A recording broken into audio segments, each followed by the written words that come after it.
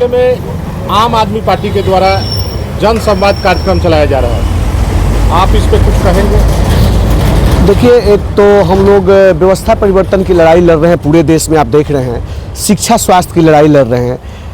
बिहार का प्रदेश में आप नीतीश बाबू एक आंकड़ा पेश किए जिसमें उन्होंने बतलाया कि बिहार के टोटल आबादी के मात्र 7% लोग ग्रेजुएट हैं।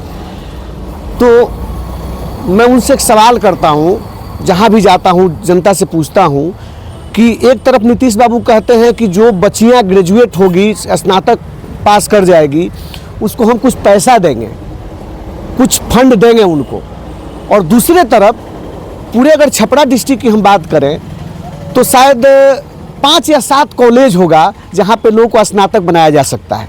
मसरख की बात करें, बनियापुर की बात करें, पन्नापुर की बात करें, इसुआपुर का बात करें, तरैया का बात करें, मढ़ौरा का बात करें, जो आसपास के प्रखंड है, शायद ही किसी प्रखंड में एक स्नातक डिग्री प्राप्त करने वाला सरकारी कॉलेज की स्थापना हुई है। और एक केंद्र सरकार और राज्य सरकार दोनों की मिलीभगत है कि यहाँ के लोगों को अनपढ़ रखा जाता है, मजदूर बनाया जाता है। तो शिक्षा और स्वास्थ्य की स्थिति आपको पता ही है कि यहाँ पे रेफरल अस्पताल है जहाँ सिर्फ रेफर किया जाता है, यहाँ से छपरा से फिर रेफर किया जाता है पीएमसीएच। अगर किसी का एक्सीडेंट हो जाए तो रास्ते में उस आदमी का राम नाम सत्य हो जाता है। तो इन सारे बातों को लेकर, शिक्षा स्वास्थ्य के क्रांति को लेकर, अरविंद केजरीवाल के विचारों को लेकर हम लोग हर एक पंचायत में जा रहे हैं, संगठन का विस्तार कर रहे हैं, जिसमें हमारे जिला प्रभारी अमित सिंह जी हैं और हमारे जोनल सह प्रभारी हमारे साथ आशुतोष सिकरीवाल जी हैं। हम सभी लोग प्रत्येक दिन कहीं ना कहीं 4 या 5 पंचायतों में जाते हैं और अपना प्रोग्राम हम लोग रखते हैं, अपनी बातों को रखते हैं, लोगों से मिलते हैं। बिहार की जनता के सामने एक बड़ा प्रश्न चिन्ह खड़ा हुआ है, जनता किसी को वोट दे, मुख्यमंत्री नीतीश कुमार ही रहेंगे। देखिए, आप मतलब मेरी वाली बात आपने कह दी कि वोट चाहे बीजेपी को दीजिए, भारतीय जनता पार्टी को दीजिए, चाहे आरजेडी को दीजिए, चाहे कांग्रेस को दीजिए, मुख्यमंत्री नीतीश बाबू रहेंगे। मतलब नीतीश बाबू मुख्यमंत्री रहेंगे। और पिछले 20 साल से अगर बिहार के पिछड़ेपन का कोई एक आदमी कारण है तो वो नीतीश बाबू है। नीतीश बाबू के नेतृत्व में ही सारा काम हुआ है। और बिहार के पिछड़ेपन की बात मैं इसलिए कह रहा हूं कि मैंने अभी आपसे एक आंकड़ा बताया कि 7% लोग मात्र ग्रेजुएट है। ग्रेजुएशन का कोई पैमाना नहीं है कि उसमें नौकरी मिल जाएगा, कम से कम टेक्निकल डिग्री चाहिए। 1% लोग टेक्निकल डिग्री वाले हैं। यहाँ से 14 लाख बच्चे मैट्रिक का परीक्षा देते हैं, उसमें से 12 साढ़े 12 लाख का लड़कों का रिजल्ट आता है। या तो पढ़ने के लिए वो बाहर चले जाते हैं, नहीं तो नौकरी के लिए बाहर चले जाते हैं, इलाज के लिए बाहर चले जाते हैं। तो हम विकास क्या किए हैं? यहाँ तो विकास नाम की कोई चीज़ है नहीं।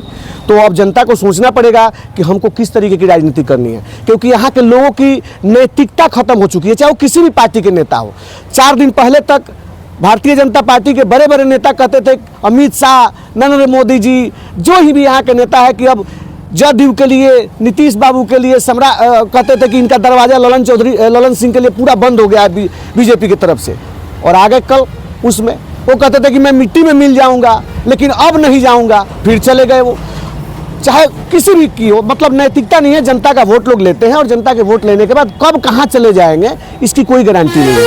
उनको विकास पे बात नहीं करना है, उनको काम पे बात नहीं करना है, उनको जात पे बात करना है, उनको मंदिर पे बात करना है, उनको मस्जिद पे बात करना है। सारण में आपके द्वारा जन संवाद कार्यक्रम चलाया जा रहा है जी। लोकसभा 2024 में क्या रणनीति रहेगी? देखिए, तो लोकसभा की जो भी रणनीति होगी, इंडिया गठबंधन में आम आदमी पार्टी शामिल हुई है, तो जो भी केंद्रीय नेतृत्व का निर्देश होगा उसके हिसाब से हम लोग काम करेंगे। और बाकी हम लोग संगठनात्मक काम कर रहे हैं और आने वाले 2025 में बड़े मजबूती के साथ बिहार के 243 सीटों पर अपना उम्मीदवार उतारेंगे और लड़ेंगे। रही महाराजगंज की बात, यहाँ के सांसद के बारे में आप भी जानते हैं कि पिछले 10 सालों से सांसद है और हमारे अमित जी जिला प्रभारी हैं और यहाँ के नगर के उप सभापति भी हैं। मुझे लगता है कि 10-11 महीनों में जितना काम ये अपना गिनवा सकते हैं, उतना मसरख में महाराजगंज के सांसद महोदय 10 साल में नहीं गिनवा सकते हैं, जो इन्होंने 10-11 महीना में कर दिया है। तो उनके बारे में क्या कहना? सप्ताह तो उनका फोटो छपता है मीडिया में झंडी लेके।